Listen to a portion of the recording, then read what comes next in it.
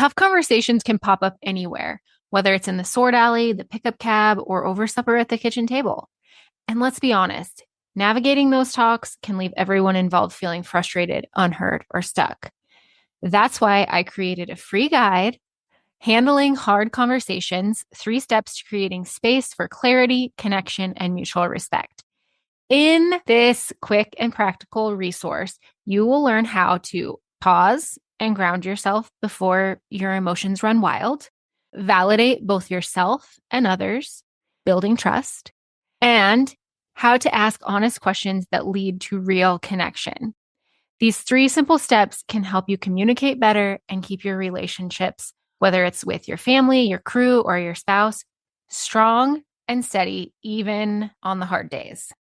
Download your free copy today and start moving more smoothly through those hard conversations with confidence.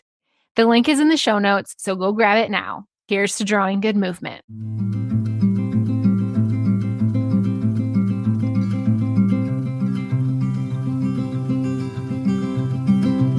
I'll carry you, you carry me, we'll help each other through it. Come on and say good movement draws good movement.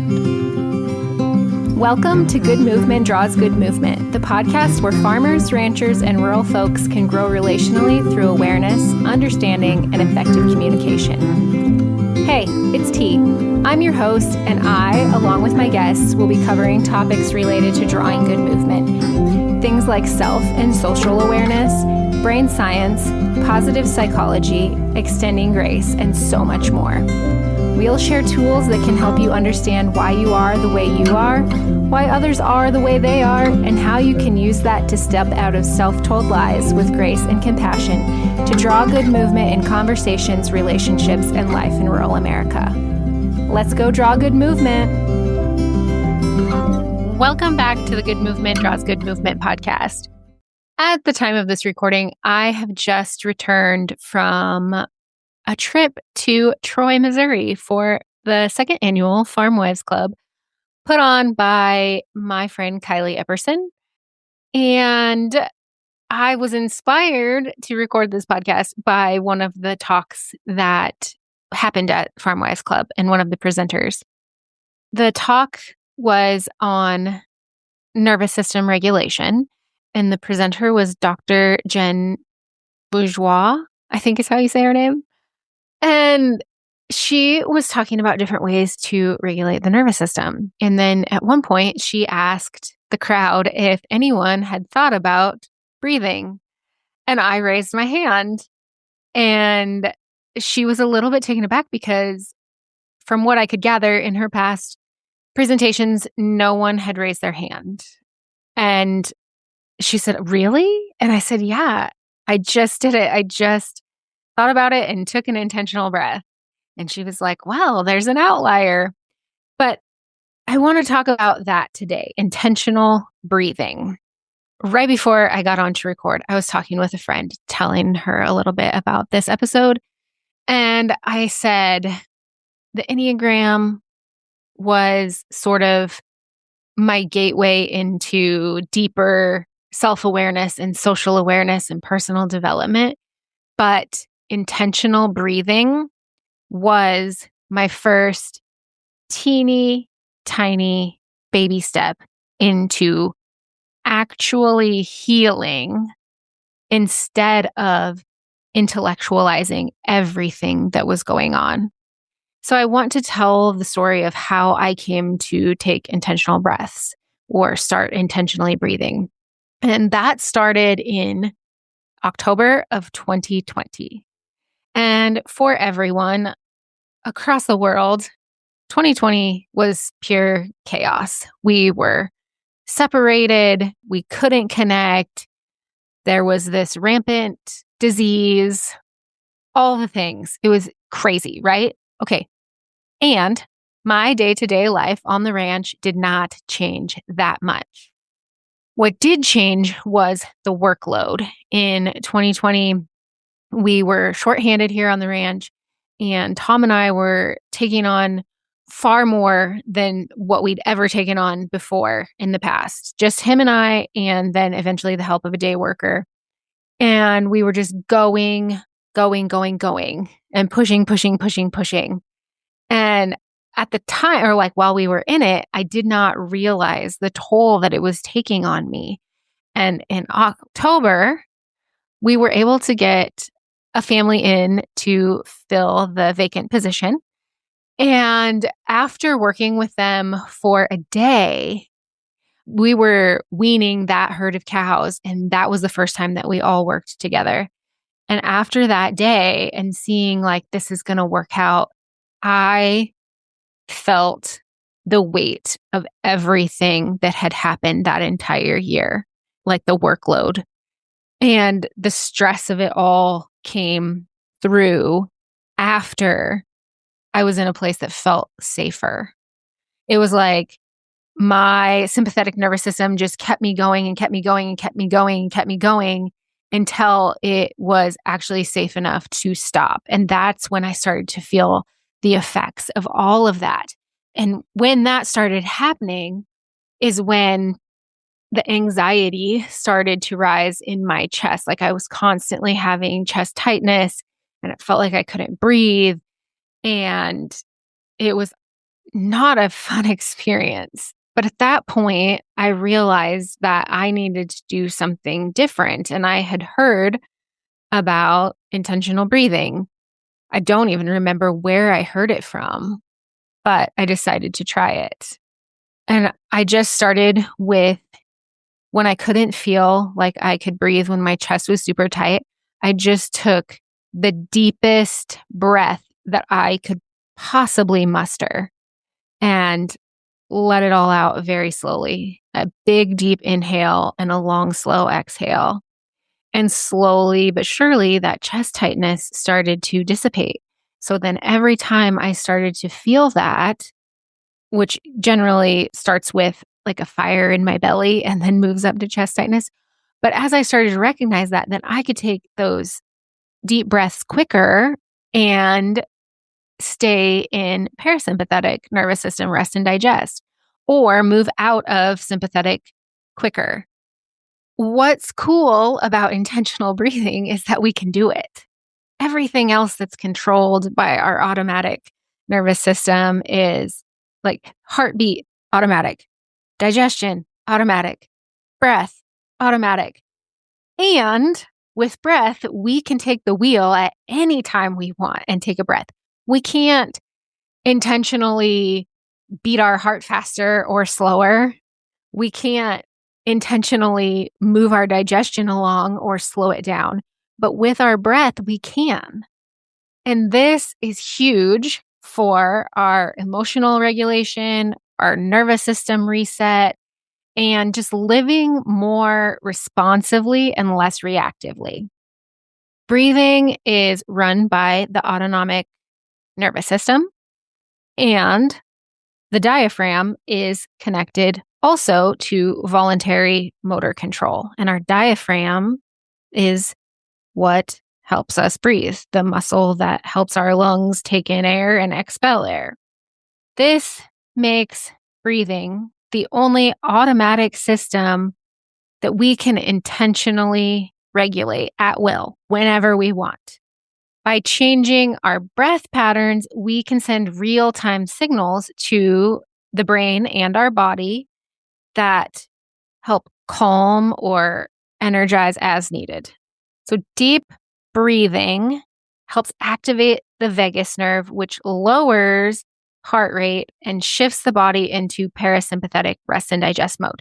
So I said you couldn't intentionally change your heartbeat, and you can't. You can't just choose to affect your heartbeat, but intentionally breathing can help you lower your heart rate, regulate your heart rate.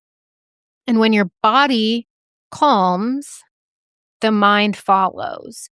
So when you can calm your body and your nervous system and get it back to that rest and digest, you will be less reactive, more clear, and have better decision-making skills when you are calm and reset and rest and digest, in contrast to being worked up and in fight or flight. Intentional breathing creates a pause because you have to pause to think about taking the breath. And so it's like slowing your cattle down as they're coming through the gate or even stopping them rather than just letting them blow on through, running the risk of tearing out your H braces and all the things. And the long-term benefits of intentionally breathing are that it rewires your stress patterns and improves your emotional resilience and can even help with focus during the day and sleep at night. So when do I use intentional breathing? Like I said, anytime I start to feel that little fire in my belly that I recognize, or if there's tightness in my chest, or I've even started using it when I have the stomach flu. I actually told a couple of friends I had the stomach flu in December of last year and February of this year. And in December, I vomited once, and then I started using intentional breathing anytime my stomach would start to feel upset again, and it would settle my stomach right down, and I ended up only vomiting once. And so I tried it again in February when I got the stomach bug the second time last winter, and the same thing happened. I vomited once, and then I used intentional breathing and settled my stomach right down. And again, I just used the long, slow inhale and filled my lungs to their absolute capacity and exhaled very slowly. Now, I obviously don't have a lot of data points to prove that that is what kept me from vomiting more, but I will be trying it again and maybe a little sooner the next time I contract the stomach bug, because I do believe that it helps quite a bit. But other times that you might consider using intentional breath is when the day feels like too much, when chores, calving, family stress get to be a lot or feeling like a heavy load. Intentional breathing is a tool you can carry with you anytime, anywhere, and it's pretty inconspicuous. Like you can do it anytime without anyone noticing that you're doing it. And it works really quickly because it's directly tied to your nervous system, not just your thoughts. So like I said at the beginning of this podcast episode, it was my first teeny tiny baby step into actually healing rather than intellectualizing my feelings, which is what I had been doing with all of the self and social awareness. And those things are so important, but so is the nervous system reset. And you can't think your way into a nervous system reset. So a single breath cycle, though, can start the shift. And then the more you practice it, the quicker it gets and the quicker that you can move appropriately through your nervous system, parasympathetic, sympathetic, etc. So like I said, the breath that I use the most is just a long, slow inhale to fill my lungs to absolute capacity, followed by a long, slow exhale. But there are other breathing tools and intentional breaths that you can take. One of them is physiological sigh. So you inhale, another short inhale, and then a long, slow exhale. And then there's 4-7-8 breath, which you inhale for 4, hold for 7, exhale for 8. And this can also help to calm the body and the mind. And then there's the extended exhale. So you inhale for 4 and you exhale for 6 to 8 with your hand on your belly or touching your reins or some other sort of grounding practice. And the important thing with intentional breathing is to have your exhale be longer than your inhale. So you can try one of these types of intentional breaths. You can try the one that I did with just the long inhale and long exhale, or you can try your own and find out what works best for you, what helps calm your body the quickest. And also note what happens before and after your intentional breath. So pay attention to what is happening, what it feels like before you intentionally breathe, and then what it feels like after you take the intentional breath. So what is your heart rate doing? What does your stomach feel like? What's your chest feel like? What do your muscles feel like? How's your mental clarity? Note what it's like before and note what it's like after. And again, use this tool anytime you feel that you need to reset your nervous system, whether you're walking into a hard conversation or you just feel yourself getting all worked up, irritable, anxious, scattered, etc. You can even use it as part of your daily rhythm. So before meals, while you're having your morning coffee, before you go to bed at night. Moral of the story, use this in any moment that you need to switch from reactive to responsive and or in any moment where you just feel like you could use a reset. So, as a reminder, breathing is automatic. We don't have to think about it. We can make our way through our days not worrying about taking an intentional breath. But when we choose to take that intentional breath and guide it, it becomes very calming and healing and can be so transformational. So I want to leave you with this question. Where in your life could you use one intentional breath before reacting? Try it out. And if you feel so led, let me know how it goes because I would love to know. And like I said, intentional breath was my very first teeny tiny baby step into actual nervous system, emotional healing. And with that, until next time, draw good movement.